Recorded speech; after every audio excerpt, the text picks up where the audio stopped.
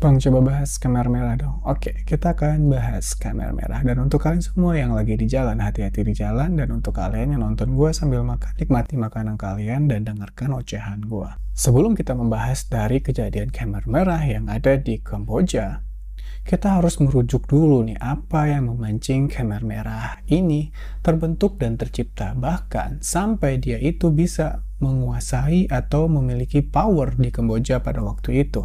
Nah, merujuk dari itu sebenarnya titiknya itu terjadi di tahun 1969, yang mana di waktu itu negara Kamboja masih merupakan negara monarki konstitusional, yang mana kekuasaan tertingginya ada di tangan raja, dan rajanya bernama Norodom Sihanouk, yang mana pada tahun 1969 ini, Raja Norodom ini melakukan kebijakan-kebijakan yang kayaknya membuat oposisi dari politiknya mulai tidak menyukai keputusan-keputusan ataupun kebijakan-kebijakan luar negeri yang dia lakukannya, mulai dari pemutusan hubungan dengan Amerika Serikat sampai dengan dia mulai mendekatkan diri kepada negara-negara komunis termasuk Vietnam Utara dan juga negara Cina di waktu itu, serta pemborosan-pemborosan dana yang dilakukan oleh pemerintahan dari Raja Norodom ini memancing banyak banget protes-protes dari sipil ataupun warga-warga negara Kamboja waktu itu. Puncaknya lagi di saat itu,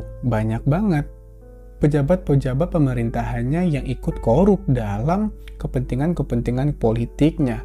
Dan situasi itu semakin memanas dengan adanya demo-demo besar-besaran di Kamboja di waktu itu, aspirasikan pendapatnya untuk melakukan anti terhadap Vietnam Utara pada waktu itu. Nah, puncak dari emosi-emosi yang terjadi masyarakat di waktu itu adalah pada tanggal 18 Maret 1970, yang mana terjadi sebuah kudeta yang dipimpin oleh Perdana Menteri yang bernama Lon Nol. Nama kelompok kudeta yang dipimpin oleh Lon Nol ini bernama Sayap Kanan, yang mana dia itu pro terhadap Amerika Serikat. Selain dia dipimpin oleh Lon Nol, dia juga dibantu oleh Pangeran Sisawat Sirik Matak. Dan mohon maaf, di saat gua penyebutan nama luar ataupun penyebutan nama tokoh nanti, mungkin ada beberapa pengucapan yang kurang tepat, dan gua mohon maaf banget kalau misalkan pengucapan gua itu salah, karena itu semua adalah kekurangan dari diri gua sendiri. Nah, kita lanjut nih. Pada saat kudeta itu, dari Sayap Kanan ini dibantulah dengan militer ataupun persenjatai oleh Amerika Serikat, dan dia pun di tanggal 18 Maret 1970 ini dapat memundurkan atau memazulkan rezim pada waktu itu, yaitu Raja Norodom. Jadi saat itu Raja Norodom pun diasingkan dan menjadi tahanan rumahan. Nah, di tahun 1970 ini pula lah berdirilah negara baru yang bernama negara Khmer. Dan di saat itulah negara Kamboja berubah menjadi dari monarki konstitusional berubah menjadi negara republik yang dipimpin oleh presiden, dan presiden pertamanya bernama Cheng Heng.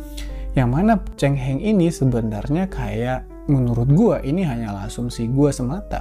Pemimpin sementara gitu dari masa transisi monarki konstitusional menuju kepada republik. Barulah pada tahun 1972 pemimpin kudeta dari Sayap Kanan yaitu Lon Nol ini menjadi presiden selanjutnya, yang mana dia berkuasa di tahun 1972 sampai dengan 1974 sebelum akhirnya dia juga digantikan pada tahun 1975 nanti. Nah, di saat itu sebenarnya juga bergerak di balik kekuasaan sebuah partai komunis yang bernama Khmer Merah.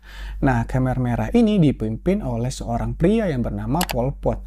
Nah, di saat itu karena si Raja Norodom ini sudah dimazulkan dan juga menjadi tahanan rumahan pada waktu 1970 sampai dengan 1975 itu, dia pun Raja Norodom ini mulai mendekatkan dirinya kepada si Khmer Merah ini.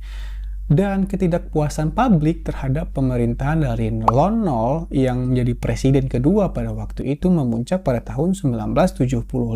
Alasan kemunduran kekuasaan dari Lon Nol ini dipicu karena Amerika Serikat mulai menarik bantuan militer dan pembantuan ekonomi yang dikirimkan langsung kepada negara Kamboja pada waktu itu, dan juga banyak banget itu demonstran-demonstran Amerika Serikat yang menolak kekerasan-kekerasan yang terjadi di Vietnam dan juga Kamboja, karena di waktu itu kan juga Amerika Serikat ada konflik sedikit dengan Vietnam.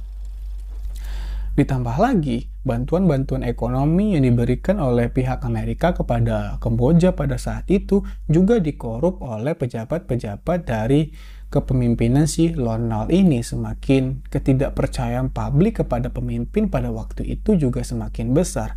Dan juga di waktu Norodom ataupun mantan Raja Norodom ini mulai merapat kepada barisan Khmer Merah, sebenarnya Norodom ini juga masih memiliki beberapa pengikut-pengikut ataupun orang yang mengaguminya di beberapa daerah-daerah Kamboja.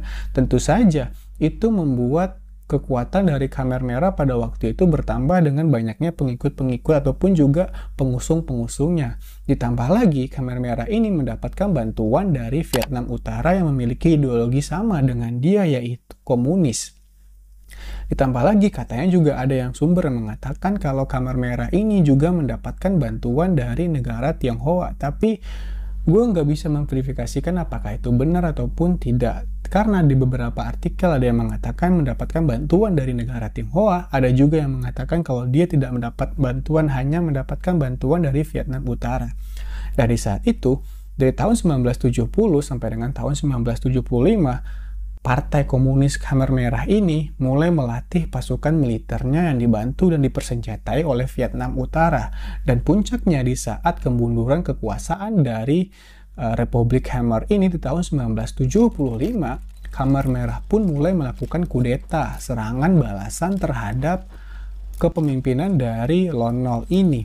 Nah, dengan bantuan dari mantan Raja Norodom ini, Khmer Merah pun melakukan invasi. Tanggal 17 April tahun 1975, Khmer Merah berhasil menaklukkan dari kekuasaan Lon Nol pada waktu itu karena sudah dipersenjatai oleh Vietnam Utara dan juga dibantu oleh raja sebelumnya, yaitu Raja Norodom. Nah, di saat naiknya dari si Khmer Merah ini, bentuk negara dari Kamboja kembali berubah. Yang sebelumnya berbentuk republik, sekarang menjadi negara komunis dengan nama resmi Demokratik Kampunche. Dengan pemimpin tertingginya di saat itu adalah Raja Norodom. Tapi sebenarnya Raja Norodom ini hanyalah seperti raja boneka ataupun pemimpin boneka gitu, yang mana yang memiliki kekuasaan pada waktu itu adalah si Pol Pot ini ataupun ketua pemimpin dari Khmer Merah. Jadi dia tuh gak punya kebijakan apa-apa, jadi kayak hanya dia yang menjadi disalahkan pada waktu itu. Pada tahun 1976, Raja Norodom ini pun akhirnya dimazulkan lagi oleh Khmer Merah, jadi kayak kambing hitam gitulah dari perjalanan si Khmer Merah ini ya. Namanya juga politik guys, jadi singgung menyinggung, sikut menyikut itu biasa saja di waktu itu. Nah, di saat naiknya si Pol Pot ini bukannya menjadi lebih baik daripada pemimpin-pemimpin sebelumnya, malah lebih brutal daripada pemimpin-pemimpin sebelumnya. Dia itu menerapkan kepemimpinan otoriter ala-ala Mao dari Tionghoa, yang mana dia itu menegaskan apapun keputusan yang dia buat yaitu yang harus dijalankan, dan dia tidak suka dengan orang-orang yang sok pintar, orang-orang yang sok melawan kepentingan dia ataupun keputusan-keputusan dia. Dan Pol Pot ini mulai relokasi paksa penduduk ke pedesaan dan membangun kembali masyarakat dari dasar sebagai masyarakat agraris komunis. Dan di saat itu pula banyak banget kaum-kaum intelektual yang dibantai dengan alasan tidak mengikuti arahan dari Khmer Merah pada waktu itu. Dan juga banyak banget penduduk-penduduk yang disuruh kerja paksa, kerja rodi, kerja tanpa upah, kerja yang bener-bener 24 jam tanpa istirahat. Dan banyak banget dari kalangan mereka itu, kalangan dari masyarakat pada waktu itu, yang meninggal karena penyakit ataupun kelelahan ataupun ya karena penyiksaan yang sangat brutal yang dilakukan oleh pasukan-pasukan Khmer Merah pada waktu itu. Dan katanya jatuh korban sipil ini dari kisaran 1,6 juta sampai dengan 2,2 juta, dan itu merupakan genosida terbesar di Asia Tenggara sampai saat ini.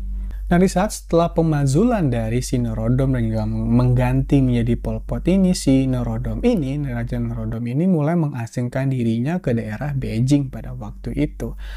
Nah, Tadi kan gue bahas nih, dibantu oleh Vietnam Utara si Khmer Merah ini untuk menggulingkan kekuasaan dari si Lon Nol. Nah, di awal-awal 1978, sebenarnya si Khmer Merah ini udah mulai retak lah hubungannya dengan si Vietnam.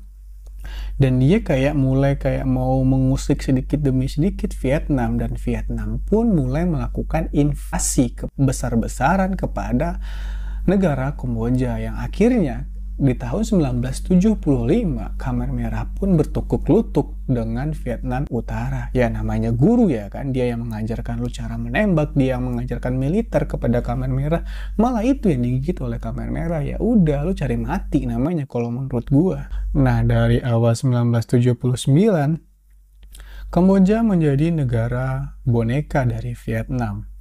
Dan barulah pada tahun 1991 ada perjanjian Paris, perjanjian damai ditandatangani untuk mengakhiri konflik dan memulai proses perdamaian. Di tahun 1993 pemilihan utama terjadi di bawah pengawasan PBB. Dan di waktu itu terjadilah pemilihan pemimpinan dan mulailah mereka ini Kamboja mulai menstruktur ataupun bangkit kembali dengan bantuan dari PBB. Dan di saat itulah Raja Norodom Sihanouk kembali diangkat menjadi raja mereka, dan Kamboja pun kembali menganut sistem monarki konstitusional yang mana kekuatan pertama ataupun kekuasaan ada di tangan Raja Norodom, dan Raja Norodom pun di tahun 2004 mengundurkan diri dan digantikan oleh anaknya. Mungkin itu aja sedikit singkat cerita dari Khmer Merah, dan ini gua campurkan dan gua sambungkan dengan sejarah-sejarah dari Kamboja. Moga aja lu mengerti dan paham apa yang gua sampaikan. Dan kalau ada kritik ataupun masukan di channel gue ini, jangan sungkan-sungkan untuk kirim aja di kolom komentar. Pasti gue balas. Kalau gue lihat langsung pasti gue balas. Dan gue ketemu see you next video. Bye-bye.